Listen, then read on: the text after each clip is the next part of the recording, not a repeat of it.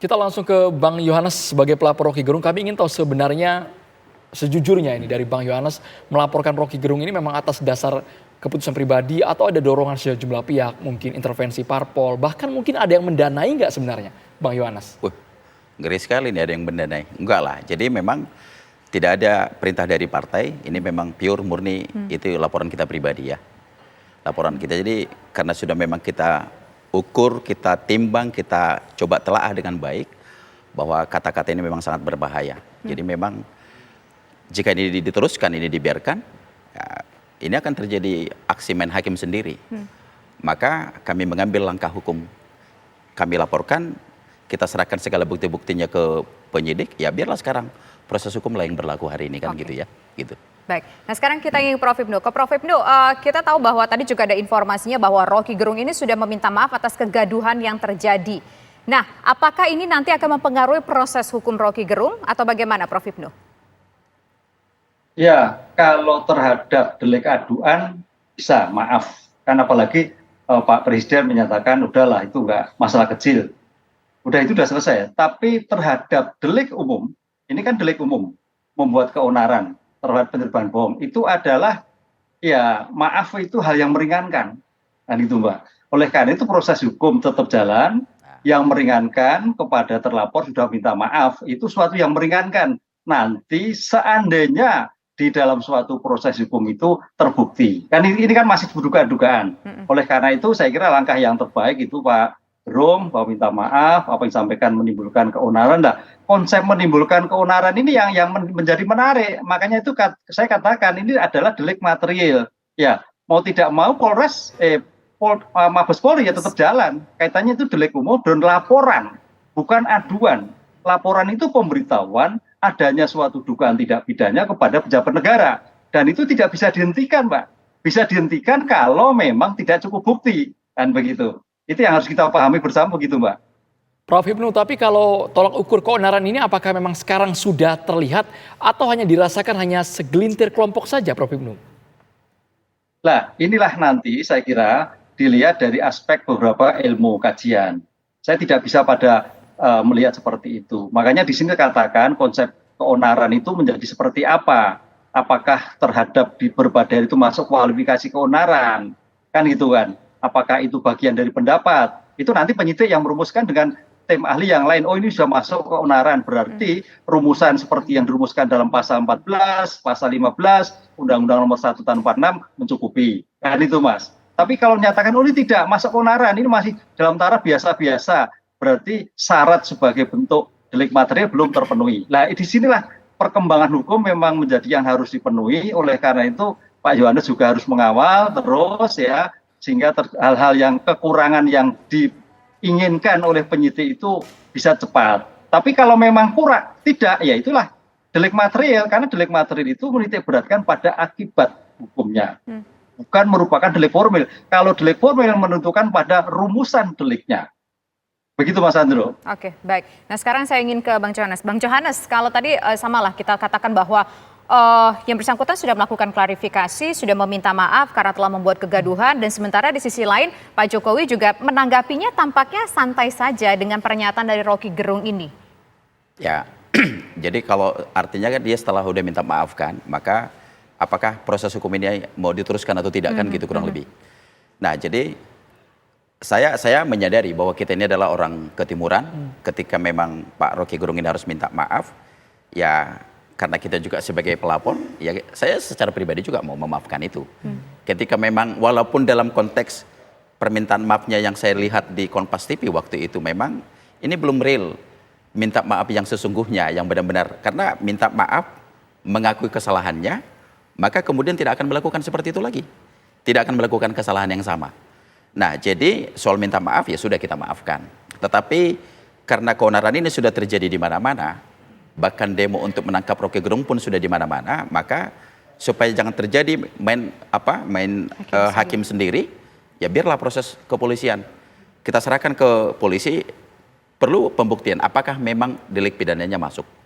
Apakah memang ini bisa diteruskan atau memang harus dihentikan. Jadi kita butuh kepastian hukum. Nah jadi kalau itu berjalan, yang terpenting bagi kita adalah bahwa memang ya harus adalah efek jerah ya. Jadi supaya lain kali untuk hati-hati bicara, apalagi kepada seorang presiden, lembaga negara yang harus kita hormati, kepada simbol negara kan gitu ya. Tapi kalau yang dikritik, yang disoroti adalah kebijakan dari program presiden itu, Pak Yohanes. Masih mungkin tidak terbuka ruang mediasi antara Abang dan juga Rocky Gerung. Ya soal mediasi nanti kita lihat lah ya, karena ini kan masih diproses di penyelidikan.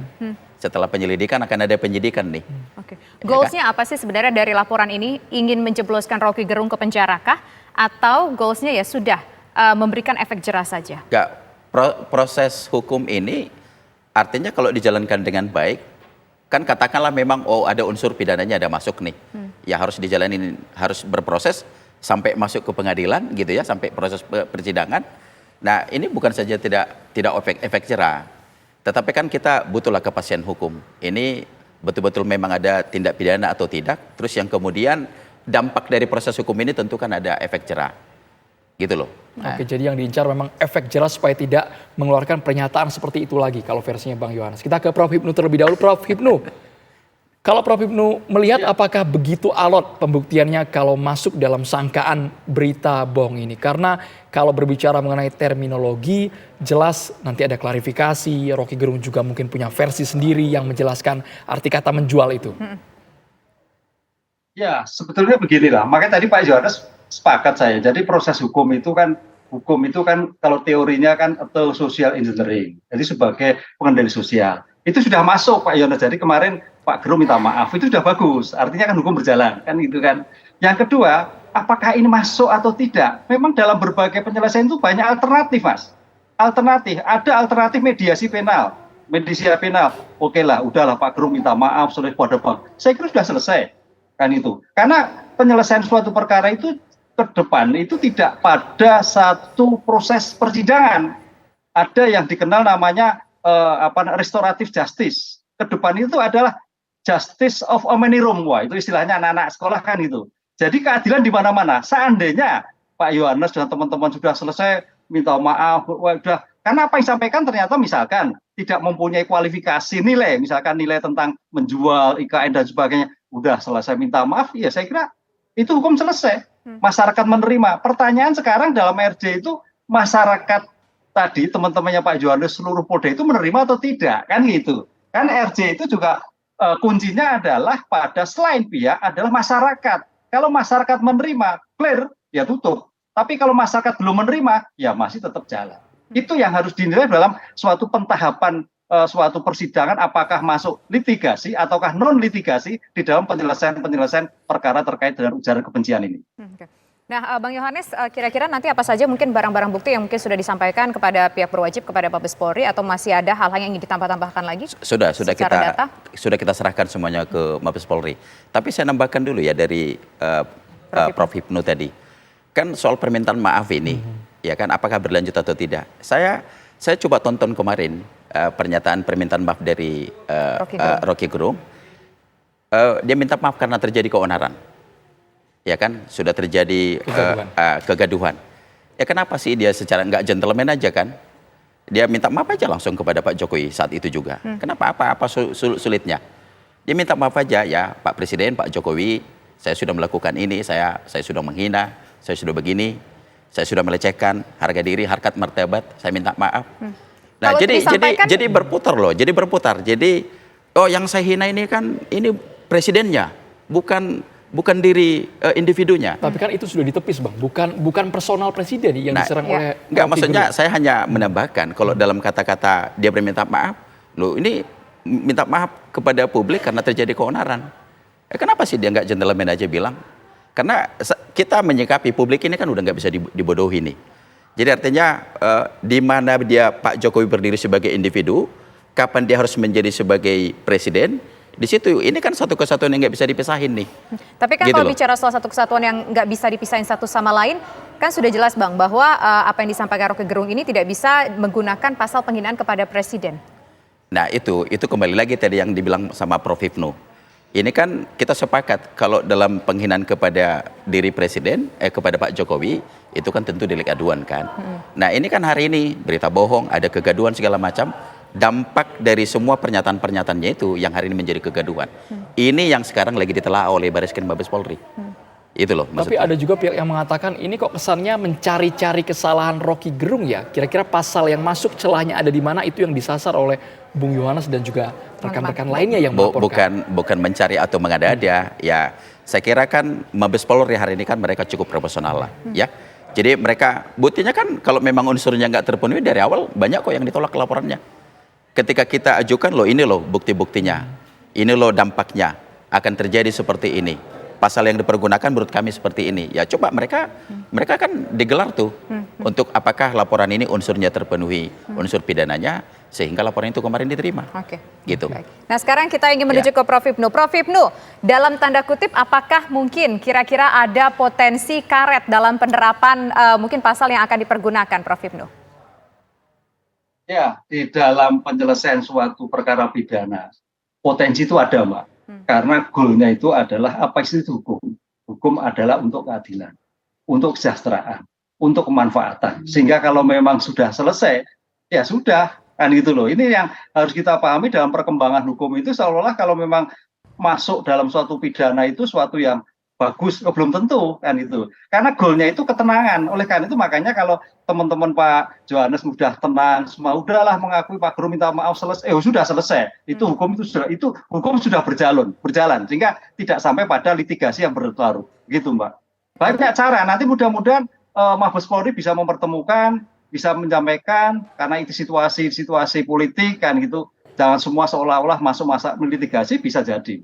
Bisa jadi, Mbak. Karena dalam perkembangan hukum itu berkembang, Pak Ruki mungkin juga bisa melihat introspeksi diri bahwa ternyata bahasa saya salah, kan bahasa komunikasi yang tidak tepat, sehingga merasa menjadi rakyat marah, nah itu bisa jadi. Kan hukum itu tadi Pak Yohanes, jera itu bukan jera dalam tahap pemidanaan, tapi jera dalam perilaku. Gitu, Mbak. Baik, Prof. Hipnu, mungkin jera ini bisa multitafsir juga nanti. Takutnya setelah banyaknya laporan ke Rocky Gerung ini, bisa jadi muncul spekulasi mereka jadi takut mengkritik kebijakan pemerintah. Karena tadi Bang Yohanes mengatakan antara posisi jabatan dan juga personal tidak bisa dipisahkan. Ya, dampaknya seperti itu. Makanya kritik itu tidak bisa dipidana. Kritik itu. Cuman permasalahan ini kan bahasa kan. Menurut saya pribadi loh, maaf bahasanya Pak Rocky itu yang kurang pas. Itu aja. Jadi kalau kritik itu berdasarkan pada, maka tadi pertanyaan saya katakan, ke Cina, argumentasi seperti apa? Mungkin Pak Rocky juga punya argumentasi. Nah, kajian-kajian dua argumentasi itulah yang harus dipertemukan. Kajian metodologi seperti apa? Bisa dipertanggungjawabkan atau tidak? Jadi kalau orang Jawa bilang tidak asbun gitu loh, Mas. Kalau asbun ya masuk. Kan? Ya, ya Prof. Jadi Prof, saya tambahkan sedikit. Saya tambahkan sedikit. Jadi maksudnya kita lebih setuju. Jadi mana kritikan, mana caci maki. Mana yang sudah bisa melecehkan harga diri seseorang, menyerang martabat seseorang. Nah di titik itu yang harusnya menjadi poinnya kan. Kalau dia mengkritik, disebut bahwa memang ini tidak becus memimpin mengelola negara ini, ini tidak bagus, ini tidak capable, ini enggak ini. Ya saya kira di titik itu saya kira ini kritikan nih. Tetapi kan kalau sudah menyerang pribadi, kata-kata seperti yang disampaikan Rocky Gerung itu, ya ini sangat berbahaya nih. Ini tidak kritikan nih. Kata-katanya yang mana lagi nih harus kita pertegas lagi? Kata yang BJGN, TLL tadi ya atau itu. mungkin soal kata menjual. Yang mana nih Bang? Kan ada beberapa kata. Enggak, tadi kan itu kan menyerang diri Presiden Pak Jokowi yang kita tahu bahwa itu adalah delik aduan. Nah kita kan nggak mau ke situ. Nah jadi memang pernyataan bahwa dia telah menjual IKN ini, ya kan mempertahankan legasinya dan sebagainya bla bla. Nah ini yang kami menduga ini adalah berita bohong nih. Oke.